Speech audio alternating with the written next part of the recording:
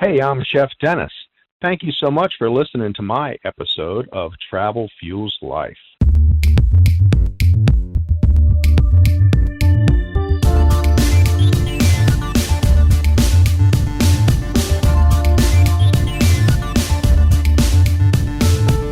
Hello, everybody, and welcome to Travel Fuels Life, the show where we share stories, tips, and inspiration to help you live a travel lifestyle. I'm your host, Drew Hanisch, and who out there loves food? Well, travelers get treated to a whole bunch of amazing foods, and it's even better if we can bring those flavors home with us and make them in our own kitchen. And this week's guest is an expert at doing just that, Chef Dennis from AskChefDennis.com. And a couple of weeks ago, I got a chance to stop by his house in Florida and not only meet him, but meet his lovely wife, Lisa, as well. And the true joy of the experience was seeing him in his element, producing some amazing linguine and clams, and then getting to enjoy those over a bottle of wine, and then having some fun conversation afterwards. And just minutes before that experience, I had a chance to sit down with Chef Dennis. We chatted about his experiences as a culinary instructor, some of the recipes he's featuring on his website, and his current life of travel and culinary travel blogging. So let's head down to the home of Chef Dennis in Kissimmee, Florida, and talk some food and travel. All right, so I want to welcome in Chef Dennis. Chef, how are you doing today? I am doing great. Thanks so much for inviting me to do the podcast with you. Sure, absolutely. Well, it's funny to welcome you in when we're in your home, actually. I know. I'm glad you could come by. You know, this is a lot better than trying to set up out in somebody else's place, too. So yeah. It's funny, too, because I am now talking to somebody who interviews other people on your own video that you're doing. You've been doing Facebook Live. You've been doing YouTube videos. How long have you been doing this? I have been doing live videos. I was doing it before all the cool kids were doing it. Mm-hmm. So that's my kind of claim to fame, and that's really what got me started. Google was very good to me because I was using Google Hangouts like they intended it to. Mm. And this was back when they had their master plan. And, you know, people were always thinking Google was going to be a social media, but they never wanted it to be a social media. Mm-hmm. It was a tool to help search. And I asked them about it one time, says, oh, we don't want to be a social media. We just want to integrate ourselves into every aspect of your life.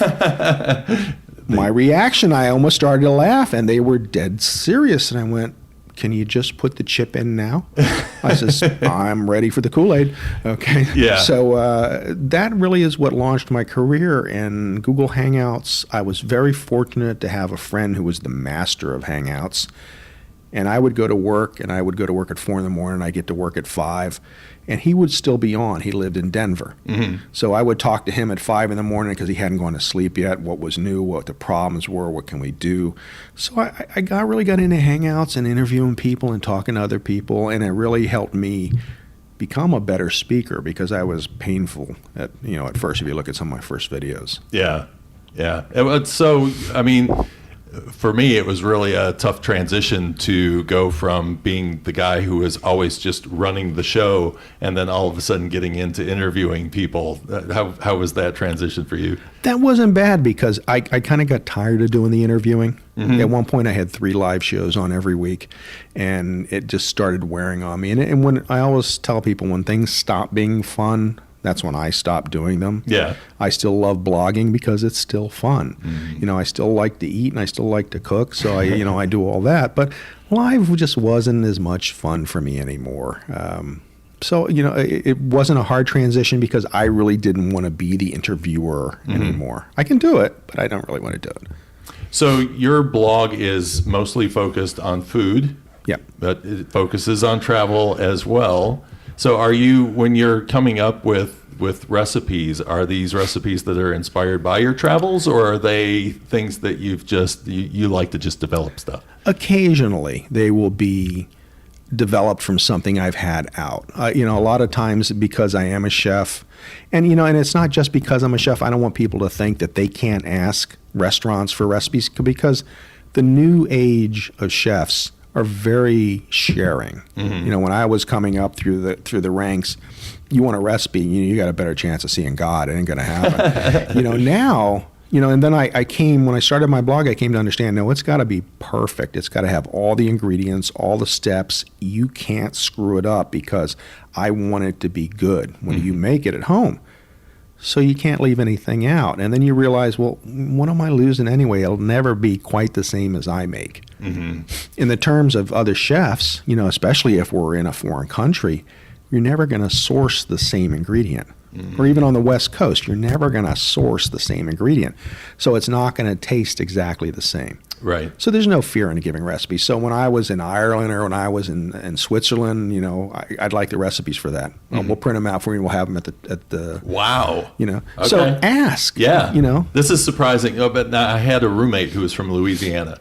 And we'd go eat at this restaurant in Nashville, and they made this amazing chocolate amaretto cake. And I said, man, I would love to know how to make that, because it's just, that's the place to go. That's the thing to get. And he said, okay, well, I'll ask for the recipe. And I said, really? Because it never crossed my mind that would be okay to do. And yet, he went back, asked the question, and they said, oh, yeah, here you go. And so it's cool that you could do that. So are the recipes that you have, are some of them then inspired from the recipes that you're getting from these travels, or do you again sort of make your own variation of them? I pretty much make my own variation. Like what I have done through most of my life is, well, the first thing that has helped me is I read a lot. I'm not a classically trained chef from a culinary school. I'm classically trained in the manner of I was just abused for 3 years in a kitchen and taught how to do what I do. I was an apprentice. So I learned the old-fashioned way. But my inspirations come from what I have made in the past and what I see. Like we'll go out to eat, and Lisa's cracks up because no matter if it's good, it's always the best thing I've ever had. Because I just enjoy food, and I enjoy the person that has crafted it for me. Like the chef will usually come out and talk to me, and we'll sit and we'll just, talk about shop and different things. So we've got a relationship now. So because the relationship, when he feeds me, there's more love involved, even if we're just met. And so it's like, this is the best lamb I've ever had. And honestly, at the time I'm eating it, it is. Yeah. Which makes it even better for me. A picture of you in Switzerland, and you took pictures of the kitchen, and I wasn't sure whether you were taking pictures of the kitchen because you had asked to go into the back to take pictures, or this was such an open restaurant that you actually were looking at the kitchen while you were eating. That was at the Montana Kitchen Club. And that was the Hotel Montana in Lucerne, and it's an open kitchen downstairs. Now that open kitchen feeds the rest of the hotel, but that open kitchen has a chef's table. So if you belong to the Montana Kitchen Club, or if you want to book a seat at that table, you sit there and you're right in the middle of everything. You get to watch. And there were a lot of open kitchens. This was a big open kitchen. I mean, they actually had an escalator going up for the servers to take the food up in, and they had cameras on where the server was so they could watch them and they could watch the food and back and forth. It was very high tech. Yeah. But it was really fun to watch them go. And then we went to a place called Bergenstock, and I was starting to tell you about that. In outside of Lucerne, it's still part of Lucerne, and we went to a place called Spice's Kitchen, and there they have 7 restaurants, and that was an entirely open kitchen too. The concept of open kitchens is becoming more popular because these new chefs want you to see part of what they're doing and create. I think it's actually probably more cost effective for them too, and it's a way to keep everyone working a little more careful about what they do, because they have to think about what they're doing, what they're touching, what they're doing, because they're in front of people. Yeah. It's like we live in a transparent age. And I mean, even in houses are built with open floor plans now. It's just a trend, I guess, make it as open as possible. So You want the space livable. Like, this was really open. We added a little wall here just to close it off a bit because I needed more cabinet space. Other than that, it would have been more open. But yeah, it's the whole open kitchen design where you can watch the chef. The chef can interact. It's no longer the old days, very, no soup for you. Right. Kind of which a lot of chefs did Yeah. have at that. And now they're like a kinder, gentler breed that are locally sourcing, or they're very proud of what they do. The new chefs have brought back a whole new level of culinary tradition to us. We've gone back to how we used to be. There was an ugly time in the 80s and 90s, I think, where we're not really sure of what we were doing, and things have come back. So where did the love of food and the idea of cooking for you as an occupation come from? Well, I love to eat. Okay. Yeah, that was the big thing. My mother was a nurse, and she worked, and she always worked, or she usually worked nights so she could be home for school and things. And I'd let her sleep, and because I like to eat, I'd start cooking. And I would cook for her then, or we'd make, I had both parents, but I mean, my father was off during the day, my mother was home. So in the summer, I would be cooking lunch or something for the both of us. So I just kind of really enjoyed the process and enjoyed eating. And then when I was, I can't remember what year it was. I think it was in 8th grade or 7th grade. There was a guy named Graham Kerr that came on. He was the Galloping Gourmet. And he would bring people down from the audience, and he would feed them. And he was always, right now you watch him, my wife goes, I can't believe you liked him because he's so, so hammy. Yeah. But back then he was cutting edge. And all we had was Julia Child, which nobody watched because she was a woman, God forbid. And that was, and Graham Kerr was this flamboyant Australian or New Zealander, whatever he was, with the accent, and I'll have some wine and we'll do this, and we'll have some more wine and we'll do this. And he would bring people down from the audience, and they would moan when they ate. And I'm going, damn, that's a nice way to make a living. Right. Yeah. Yeah. Make people happy with food. So that's always been the greatest joy for me. Like, is people really being happy with what I made them? Like, the whole key is, like, if you serve a table and you go out and they're not talking, you've done your job. Nice. Yeah, it's great to have, that reinforcement from your audience, so to speak, firsthand audience.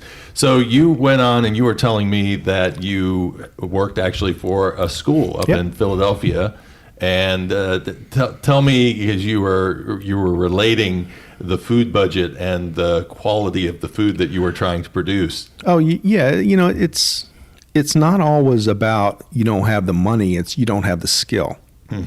Like, we could transform a lot of the school food in the United States, but unfortunately all the people that are working at schools are used to opening up cans and boxes.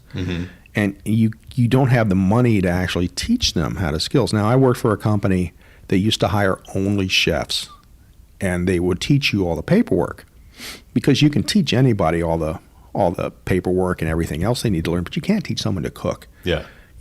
Some people just don't have it. So they would just hire nothing but chefs, and that way they were ensuring that their food level was better. But I got to the school, and the food was really not good. It was typical, school food. And in a Catholic school, it was maybe a little worse because they were allowed to fry everything. As long as the girls were happy, they didn't care what you fed them. Yeah. So I started making chicken marsala, sushi, I would do grain vegetables. It was a little bit of a joke at first because the company was very big on grains, and it was amaranth and spelt. And, I was like, amaranth, spelt, and something, oh my, it was like, I didn't know what the hell these things were. But I learned to use them, and I learned to provide, and the girls really started getting into food. And that's when I started my culinary program, because I realized I could train my own staff for special events. So I was doing a good thing, and they were helping me. And I never charged the school anything for this. And we fed them and we did all these things. But it's working within budgets is not that difficult if you know what you're doing, you're creative, and you make a lot of things from scratch. It starts to get expensive when you're buying everything pre-made. So when I hear people say, I can't cook with vegetables and the rest because it just gets too pricey for me to do that, you're not buying that. Well, you buy what's priced right. You can't always buy the same thing every day, every week. So you have to see what's available.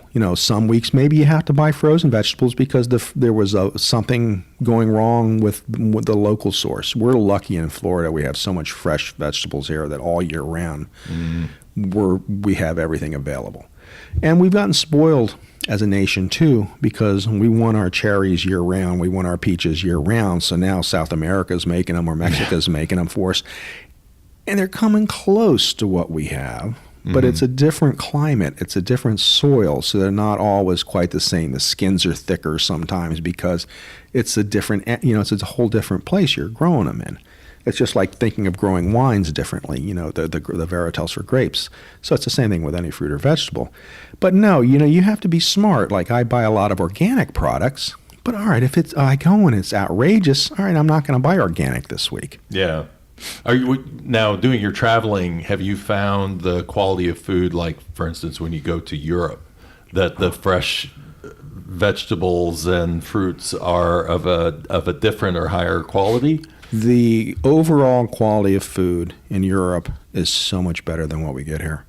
There are not the additives. There are not all the preservatives. They're not all. I mean, I went to Europe, ate like a fool, pastries, desserts, wines, lost 15 pounds.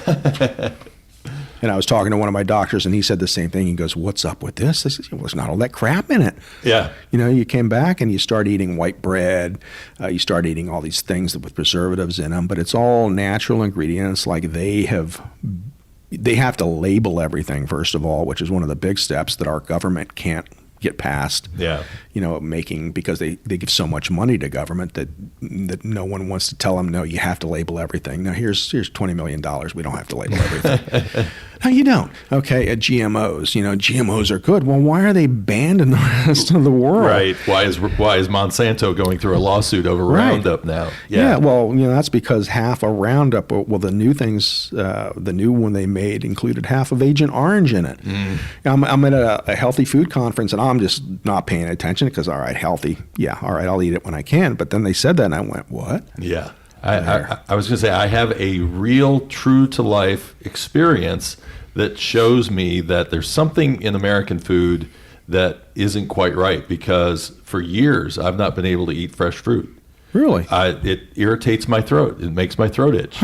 And so I was up in Montreal, and we were doing a bike tour, and we stopped off at a farmer's market, and all they supplied us were fresh fruits. And I thought, this isn't going to be good because I can't eat fresh fruits. Well, they had these thing called ground cherries, and they're just like little grapes almost. And so I looked at them. I said, I'll just eat one and see, because it just irritates my throat. It doesn't. My throat doesn't close off or anything.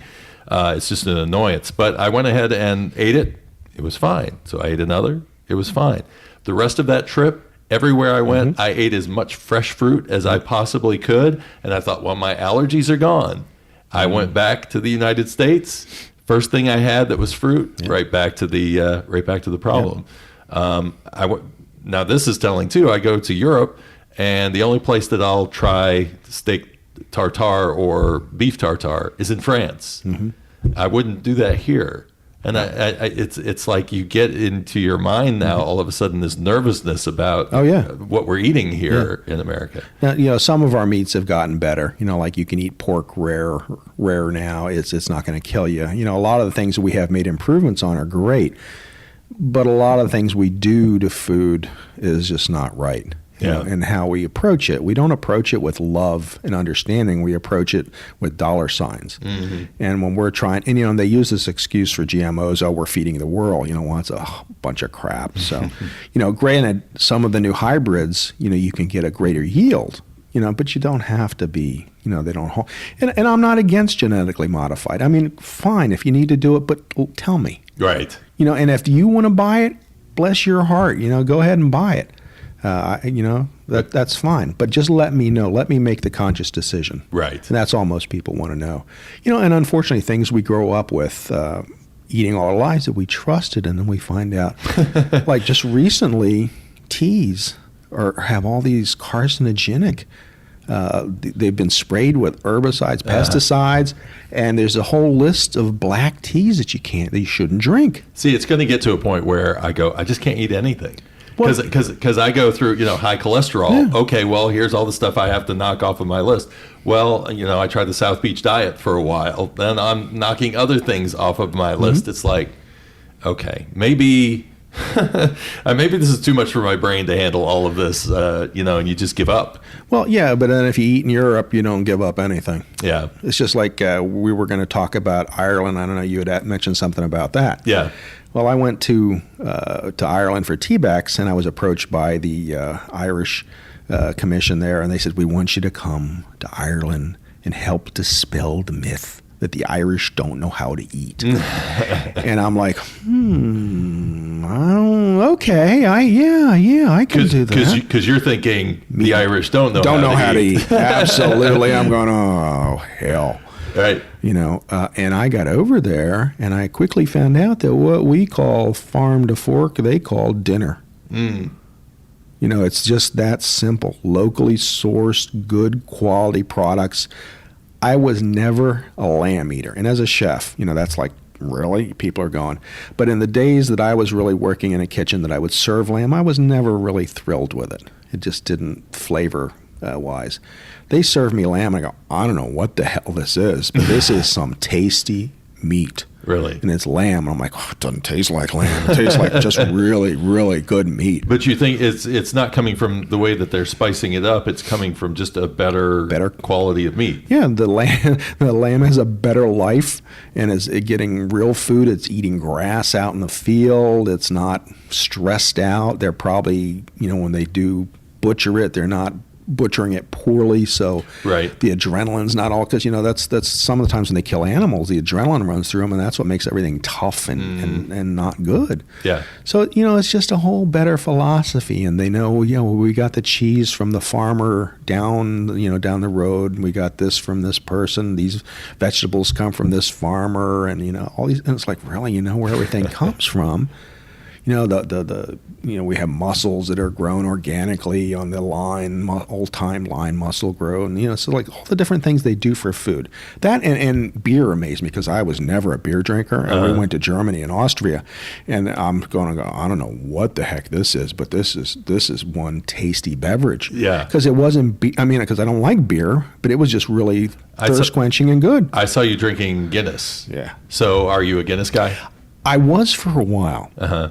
And now I have become more of a beer aficionado, and not that I know anything about beer, but I know different things that I like. Yeah. And traveling has done that. And we have some amazing breweries in the States now. Mm-hmm. We have some craft breweries that'll just blow your. They're as good as Europe, I think, in a lot of ways. Some of the beers I've had. And again, this is coming from someone who wouldn't touch a beer because it was awful. Yeah.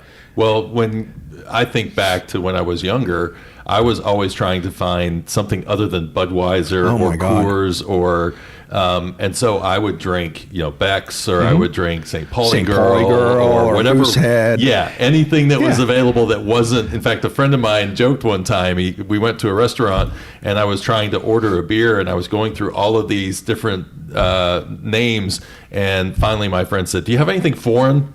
Yeah, that's pretty much it. Yeah, until Sam Adams came along, which really kind of brought the whole microbrewery revolution. Yes. And now I live not far from Asheville, North Carolina, which gets labeled Beer City, USA many times. I think there's 130 plus breweries just in that area. Wow. Yeah, it's insane. And we talk about, when is this going to end? Because it's just exploded so much that you go, there's some good quality, then there's people who are just getting into it, and there's a lot of experimentation going on. And it's funny, I like stouts and porters. Mm-hmm. I've had a huge variety of them, but I always go back to Guinness. I will drink Guinness, and anything on tap is always better. Mm-hmm. So, and a lot of people will have Guinness on tap. If there's Guinness is on tap and you have something Irish that's not necessarily a stout, I'll drink a little bit lighter beer. Mm-hmm. Guinness is always good to fall back on, though. But then I found that I really like porters better than I like stouts. Okay. And I like flavorful porters. Like we got a coffee coconut chocolate. Wow. It's dessert. Yeah. And it's actually made in Sarasota. It's Lion's Head, I think it was. Okay. And they poured it for me, and I got it in cans, and the cans are good, but the tap was really knocked my socks off, because I took a sip, and the first sip you don't always taste anything. The second sip, then you start to get the nuances, and I'm going, oh my God, there's coconut, and there's the chocolate. I says, it's like a Mounds bar, and then the coffee kicked in. So, all these different flavors. Wow. So, I'm drinking them. I only found one beer that honestly that I really couldn't drink. And unless it was paired probably with food, and that's a sour beer. Have you ever had a sour beer? I have. Oh, I don't see any reason at all to drink that. I started with Sam Adams in their holiday pack would put in a cranberry lambic. Now, I'm the one smart guy on the tour who pulled, I said, and they said, any questions about Sam Adams beer? I said, yeah, I really like your cranberry lambic, but the lambics are made by ripping the roof off of a building, letting bacteria in, and then it's supposed to basically destroy the vat that it's being brewed in. You can only use it for lambics from that point on. And I said, so where are you guys doing? How are you doing that? Because you don't produce that much of it. And he said, we'll answer your question offline. So they pulled me over to the side and they said, we actually just engineer a yeast to sort of make it seem like it's a lambic, but it's not really. But the thing is that it is a sour beer, but it wasn't aggressively sour. When you get some of these Belgian beers that are lambics that are really sour, I have friends who like them. I don't have a palate for sour. No. I don't either. People would give me sweet tarts, and I'd go, that's not my thing. Too much. Yeah. So that was the only one. But I mean, they're just, and the cloudy beers and the unfiltered beers. It was like, oh my God, it was so much fun to taste and to try different ones. Yeah. Now I'm a lightweight. I'll usually, if I go out, I want to see whatever's local, and I'll have one, and that's pretty much it.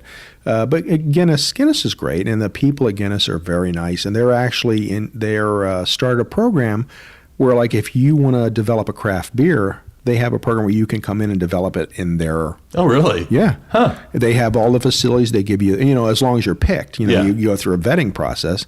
But, of course, they own whatever you create. Okay. But you can hone your craft and you can learn. So the first couple you make maybe belong to them, but after that, now you can go out on your own and make beers. But it's a great way for them to get craft beers to sell, to extend their line, and it's a great way for people to learn. So I think it's a win-win, and for what they're doing. I tip my hat to them. A lot of other breweries could do that. If Coors or Budweiser would start doing that, and I know they're trying to get into more craft beers, but they really have to broaden their scope. Yeah. Or they're going to go the way of, I think when this next generation, goes down, they're going to start to see sales decline as more of the millennials, start drinking beers. Well, you see how they sell beer now. The Budweiser sells it. We don't have corn syrup. Yeah. Oh, yeah. I mean, to me, that's not really the first decision. Not that I want to drink a beer that has corn syrup in it, but that's not really my first consideration when choosing a beer. No. Or seeing the ingredients on the package to see that they make it with rice. It's like, okay, that's not the big selling point for me. Not to digress too much into a whiskey and a beer drinking, but I am going to Ireland, and what I found interesting was I'm going to do a Scotch tour. Okay. And I have just last year did a Kentucky bourbon tour, and what I found was that my palate was not well trained, and my nose is not well trained. And that whiskey actually sort of helped me train that. And so it makes me wonder, when you're trying to learn how to cook and learn all of these different flavors, right? What does that, how do you come across that? Is that something that because you said that you can't really teach somebody to cook. No. And so is that just like a God-given thing that you have? You can teach someone to cook, but you can't teach unless they have the innate skill and the ability to create, to craft, to understand flavors. If you I worked at one place and this one guy ran the whole restaurant. He says, I want you to teach him to cook. I says, no. Says he can't learn. He does not have a mind for that. Like me trying to teach my brother to cook. He's an engineer. He sees in black and white. I always said, he sees in shades of black and white. All I see are shades of gray, all over the place. So you have to have that mind. And it's not that I'm artistic, but I mean, it's almost that same kind of mind that you're creating things, you're experimenting, you're experimenting with flavors. And then I was taught early on in a career by someone that had an impact with my life that, you want to listen to food. Mm-hmm. And it sounds crazy, like food doesn't talk. Right. But you want to listen to food, and it will pretty much tell you what it wants or what you should add to it, what seasoning it needs. And I always go basic with seasonings. It's salt, pepper, and that's, maybe some onion or some garlic. But it's very basic because if you mask food by spices, what's wrong with it? It's like if the flavors of the food, you need to enhance them, the natural flavors. Salt does that, pepper does that. So you want some aromatics, something. But if you're going to cover it in spices, or if the sauce is so spicy that you can't taste whatever you're eating, what was wrong with that food?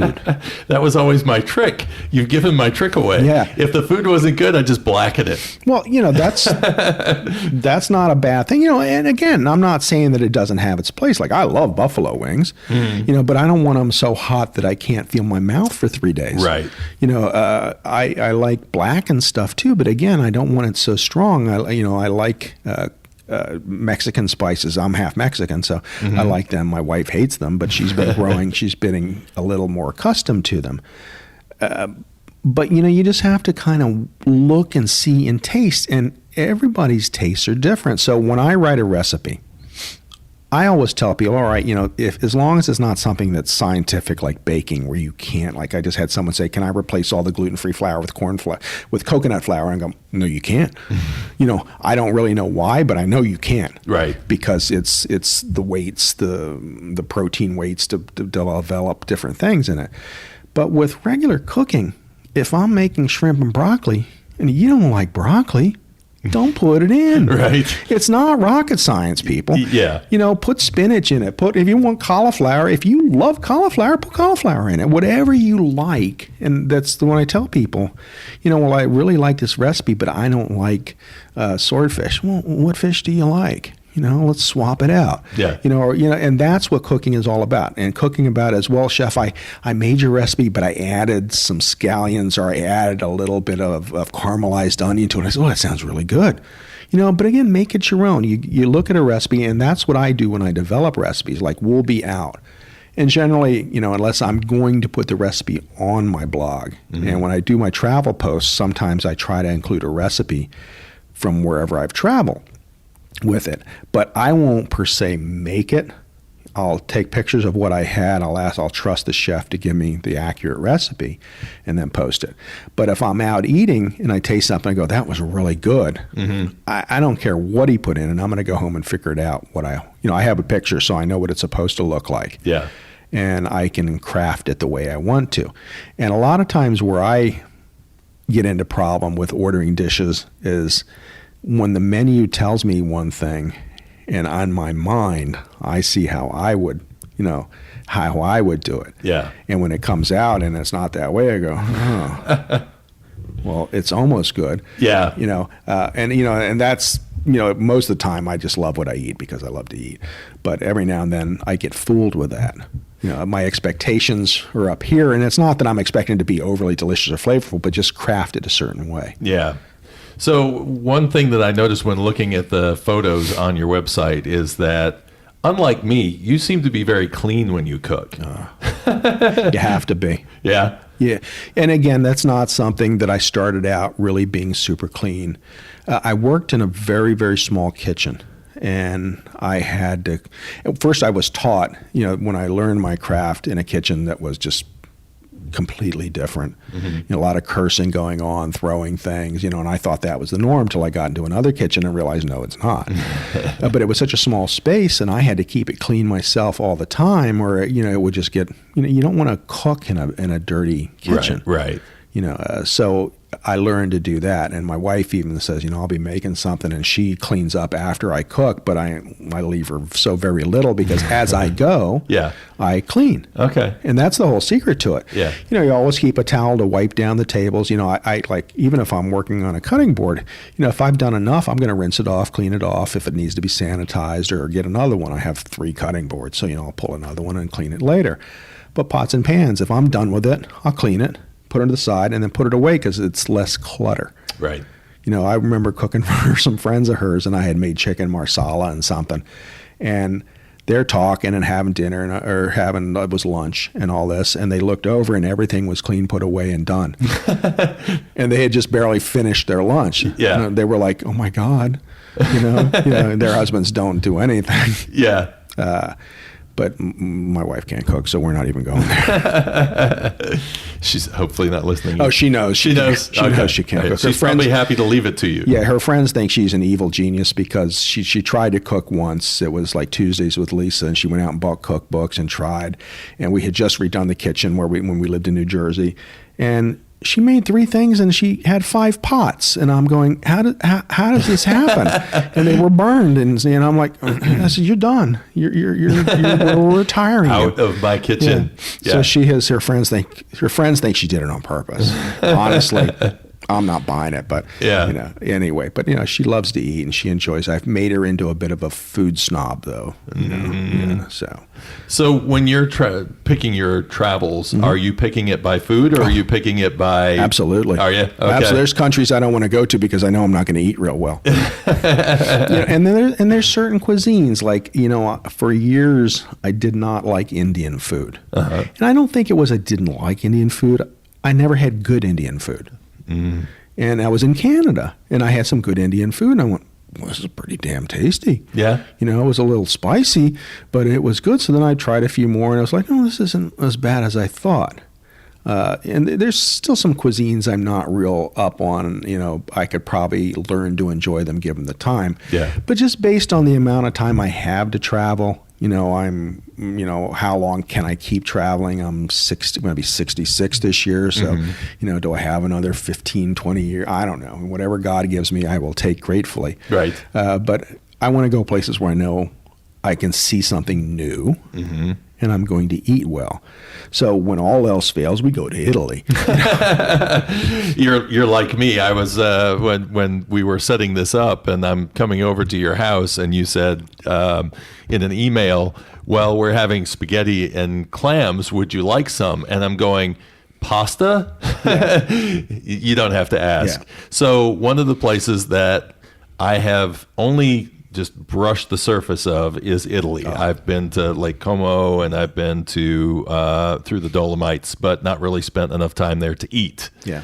So I'm flying to Amsterdam and I'm trying to figure out this fall where else I'm going to travel when I go. And there's this thing tugging at me saying, you got to go to Italy. You got to go to Italy. And it'll be fall, so it'll be pretty, but the food. So where do you go in Italy? Where's your best place that you've been so far? Oh, every place I've been is the best place. You find wherever you are, and the whole key to eating when you travel is not to eat where the tourists eat. Mm-hmm. Sometimes you're forced to do it. You're too tired. You just can't walk anymore.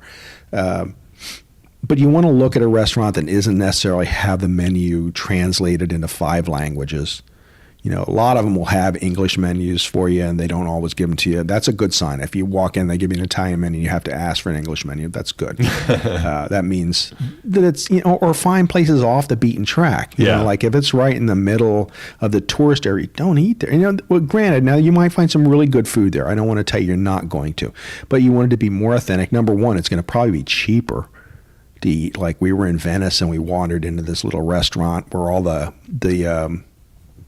ones from the canals, the boats. What would they be? They wouldn't be captains. No, but the gondola, pilots, the gondoliers. Yeah, gondoliers. There you go. Where they were in eating, and so this is because they had to get something quick. Yeah, they wanted something tasty.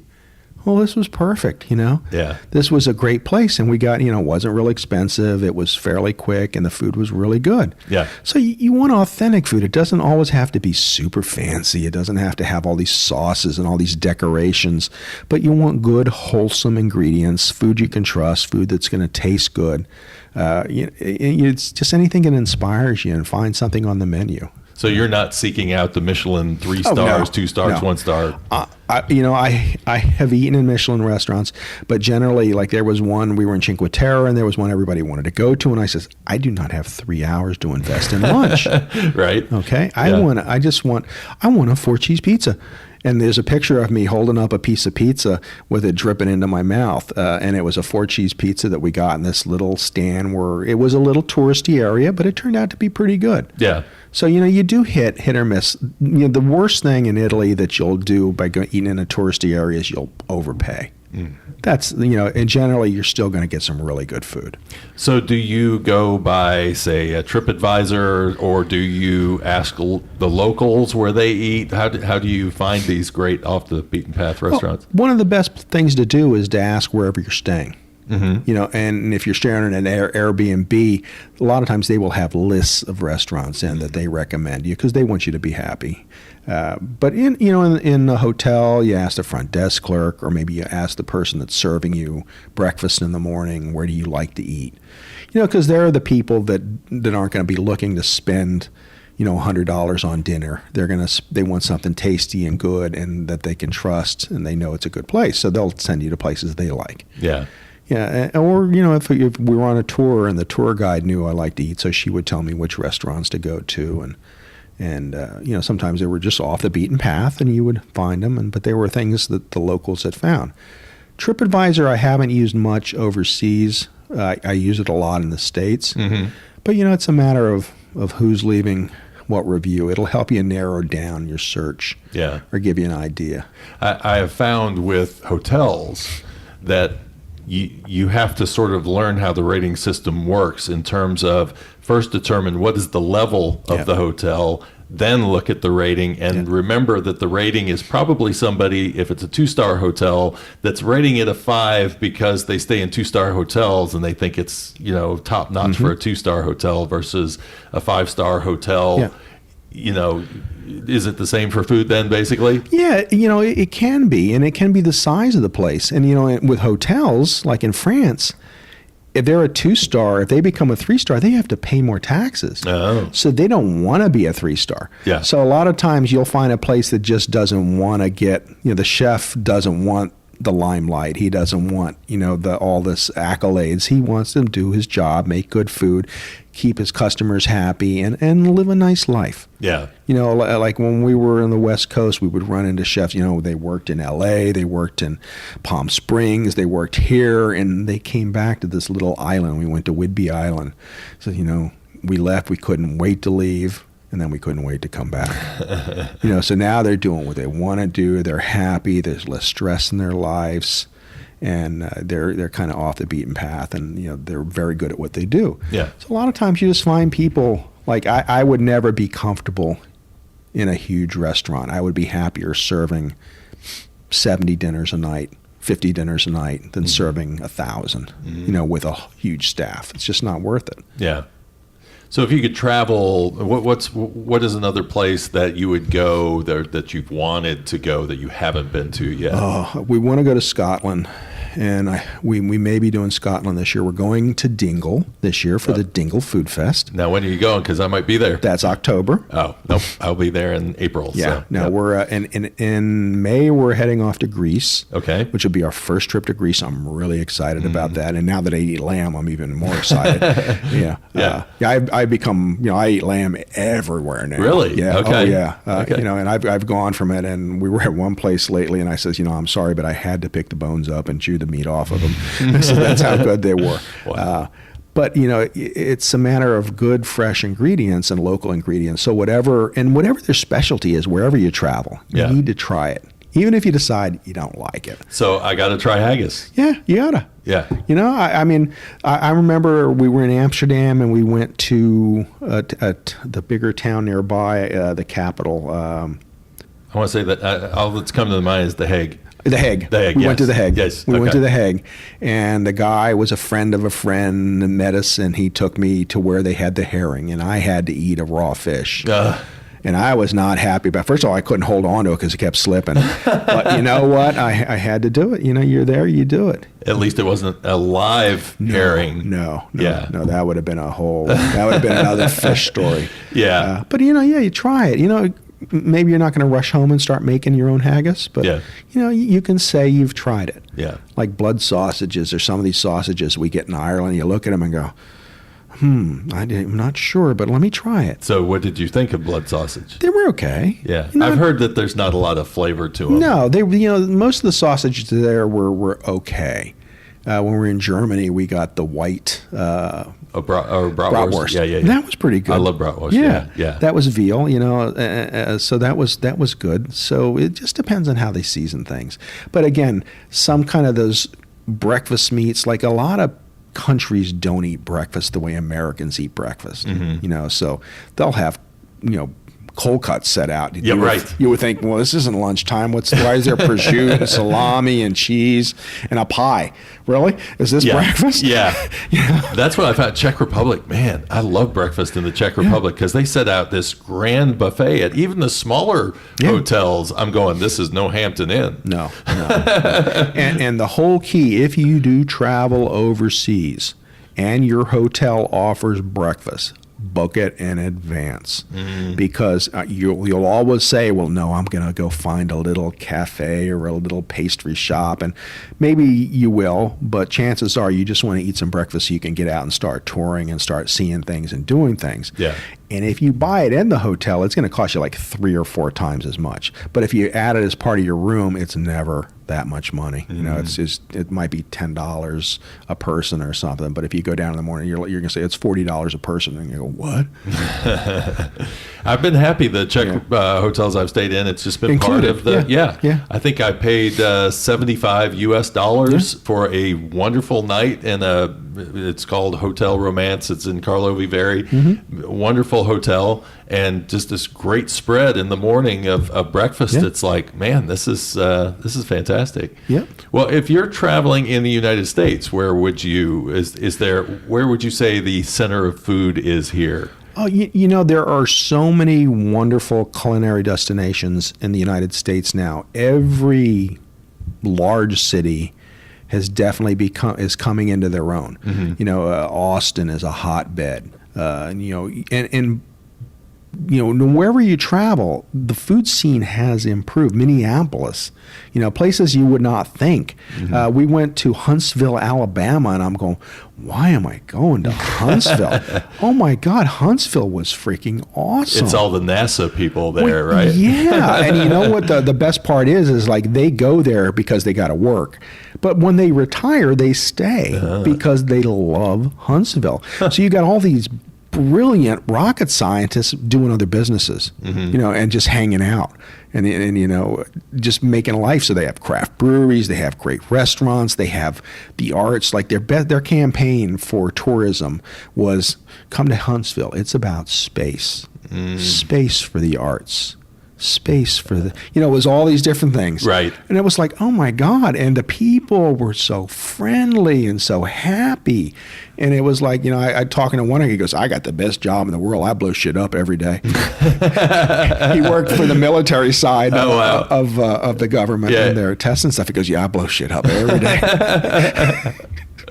That's great. That's the best part about traveling for me is this conversations you would have with people and understanding that we talk about going overseas, but even across the United States, there's so much to experience from people. The States is just wonderful. You know, I could travel just here and see. I mean, because I've never seen the Grand Canyon, I've never seen the Redwoods.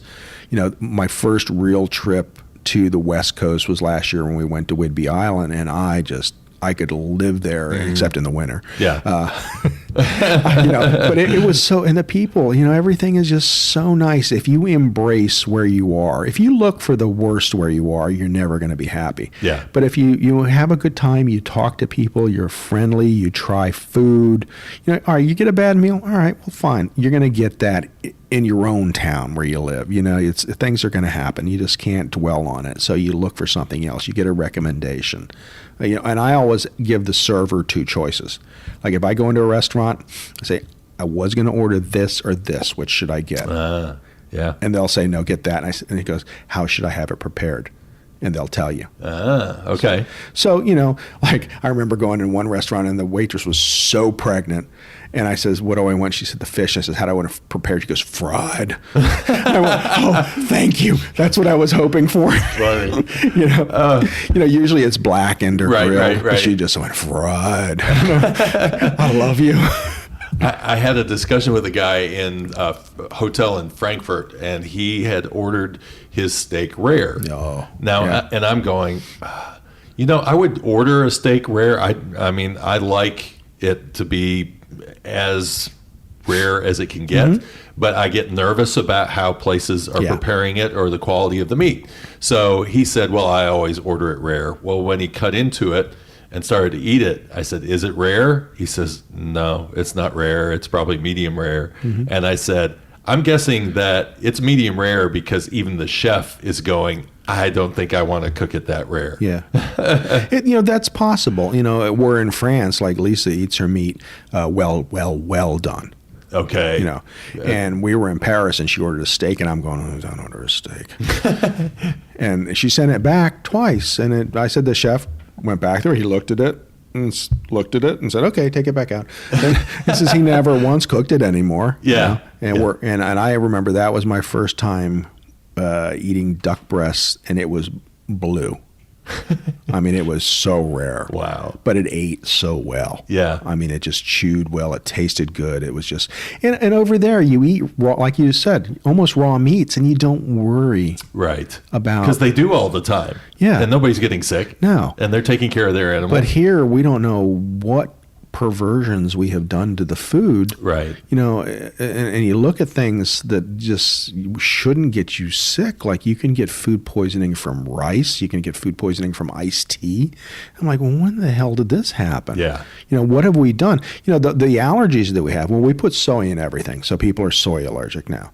Gluten, we've taken the gluten, the wheat grain, and we have perverted it so badly that it doesn't barely resemble the original wheat grain. So everybody's gluten intolerances. Yeah. So all these things we have caused because of how we process food, what we do to food in the name of feeding the world, right? And all this, where you go to Europe and you can still get Eichhorn wheat, which is the original wheat grain, and they don't have any of these issues that we have. And if you want gluten free there, it's not like it's a big deal. It's like, yeah, everybody's got gluten free stuff. So you find things that they don't even really have the problems for that they're solving, and it's not a big deal for them. So how do you, in terms of your website and your recipes, how would you describe them? Are they easy for the average person to come in and try to cook, or do I need to? No. I mean, my philosophy has always been, I do not have all day to spend in the kitchen. Why would I expect someone else to? Yeah. And I'm trained, I can do things a lot faster than most people. But why would I create something that is going to take me so much time? I mean, I don't want to waste all day. I mean, I'm not a French chef. I do not need, and all these movies you see where the chefs go home and they're preparing all these elaborate dishes. It's a bunch of crap. That's not the life for you. No, you don't do that. If you're eating, you should see some of the things I eat if Lisa's not here, because I basically need someone to cook for. Yeah. I am not gonna. I'll make an occasional thing, like if I'm crafting a recipe for a blog post, and she's not here, I will eat it. And I'll make something really good. But generally, I need an audience to cook for. So what do you make if you don't have an audience? Oh, I'll eat cheese sandwiches. Okay. Yeah, I mean, American cheese too. It's not even really cheese anymore, they say. But on potato rolls, that has been my go-to for most of my life. So you'll understand my obsession with spaghetti and ragu. Oh yeah. It's just easy. I make my sauce, but I always have a couple jars. Yeah. Because you never know when you're going to need something quick. Right. Or you can make chili with it. You can use it for so many different things. Yeah. So it's not, I don't look down on anybody that uses a food. I am not a food snob. I like good food. I like it to taste good. But I want people to be happy with what they're eating. Mm-hmm. And if that's what you like when I first met Lisa, I think she had 3 jars of ragu in her refrigerator, all open in different stages of mold. Right.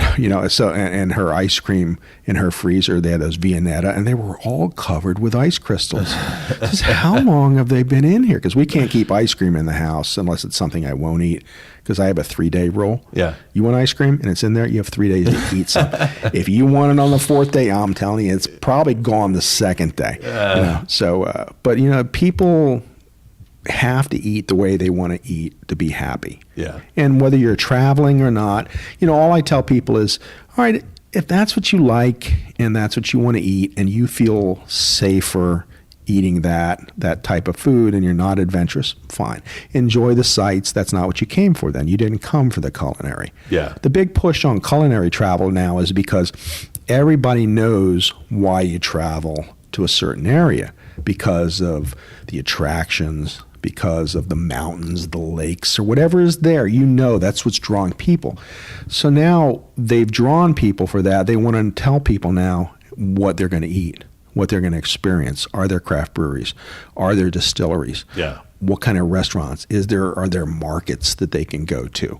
The different things that build the city out more besides just, I wrote one post. I remember the first trip with Viking, and I had the funniest offhanded comment. And I was ranked as, I'm ranked as, I think, number 84 of social media influencers in the world. I don't know how that happened. Okay. But I am. But at that time, I was actually, for some reason, ranked number 9 for a while. And which blew me away because I didn't belong there, first of all.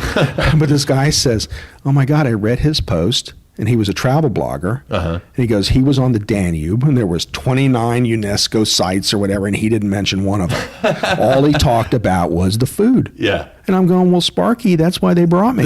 Okay? They know all those 29 UNESCO sites are there. There's people writing about them all day.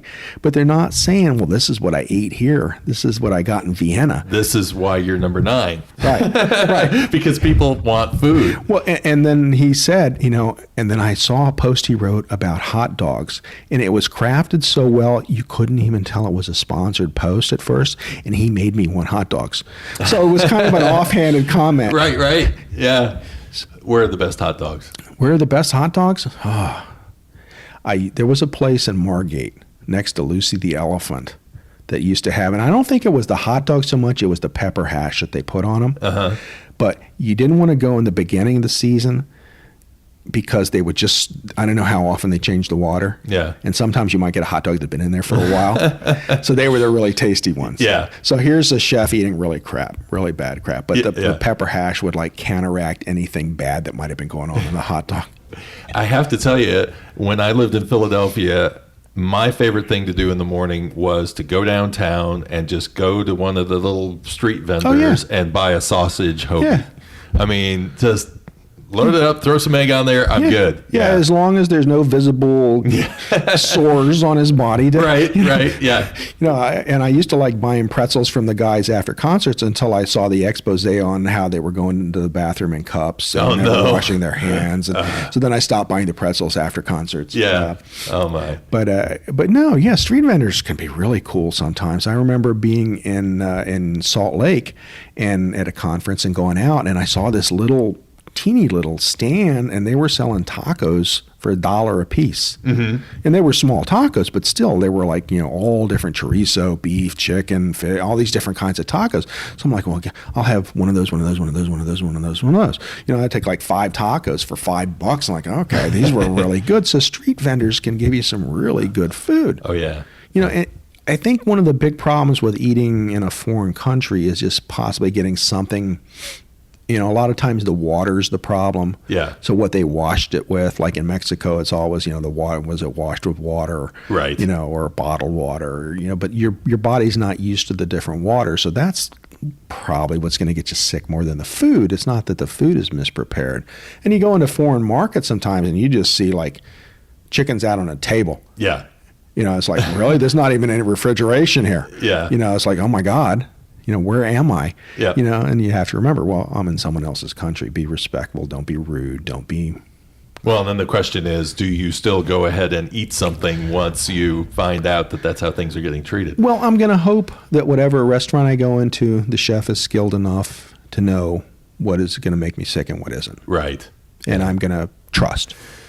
And, knock on wood, I don't think I've ever gotten food poisoning in another country. Yeah. I've never had distress. I've probably had it more here in the States from places that should be better. Yeah. Yeah. Well, this has been fantastic. We could probably keep chatting on this, but let everybody know how they can follow you, and your website, and also any social media where they can keep up with you. Well, I am Ask Chef Dennis, so you can find me at www.askchefdennis.com, and on Twitter, on Pinterest, on Instagram, on Facebook, on LinkedIn. I'm Ask Chef Dennis, and then you can also find a new channel I've started, Chef Dennis Travels, on Instagram and on Facebook. Okay. So it's pretty easy. I am my brand. I really got lucky with that part of it. Yeah. Well, it's been fantastic talking with you, and food is one of those things that I need to pay more attention to. I do pay attention to it. Oh, we all do. But I don't. I need to go that extra step and really,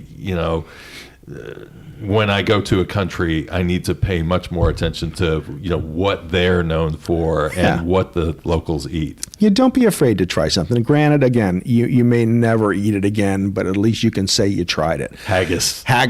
But you never know. You might really like something, or it might give you an idea for something else. Right.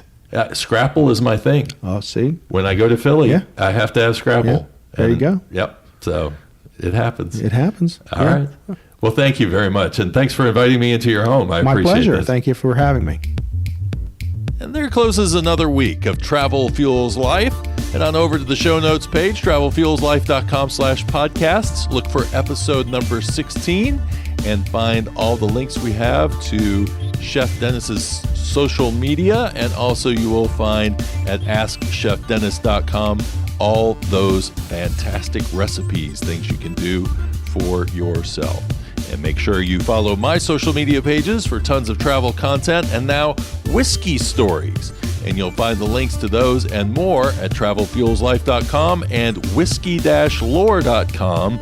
Just look in the upper right-hand corner and you'll see all the social media channels that I am on, and I would love to have you follow. And until next time, have a great week, safe travels, and thanks for listening to Travel Fuels Life.